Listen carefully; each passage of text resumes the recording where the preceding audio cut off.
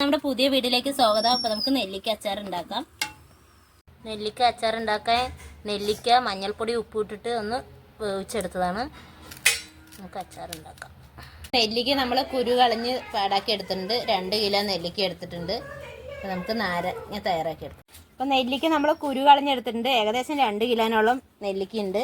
നാടൻ നെല്ലിക്കയാണ്. നോക്കിയെടുക്കാം. അപ്പോൾ ചട്ടി ചൂടായിട്ടുണ്ട്.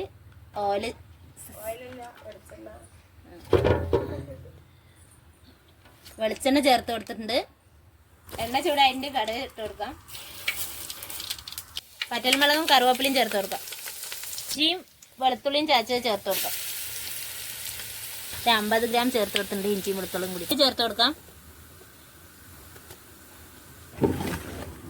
ഒരു 5 ടേബിൾ സ്പൂൺ ചേർത്ത് കൊടുത്തിട്ടുണ്ട്. മഞ്ഞൾപ്പൊടി 1 സ്പൂൺ. കാശ്മീരി മുളക് പൊടി 2 ടേബിൾ സ്പൂൺ. കായപ്പൊടി ചേർത്ത് കൊടുക്കാം. ടീസ്പൂൺ ചേർത്ത് കൊടുത്തിട്ടുണ്ട്. ഉലുവ പൊടിച്ചത് ചേർത്ത് കൊടുക്കാം. ഉലുവപ്പൊടി. വിനീഗർ ചേർത്ത് കൊടുക്കാം. ഉപ്പ് ആവശ്യത്തിനുള്ള ഉപ്പ് ചേർത്ത് കൊടുക്കാം. അച്ചാറിന് ആവശ്യത്തിനുള്ള ഉപ്പ്. നെല്ലിക്ക ചേർത്ത് കൊടുക്കാം.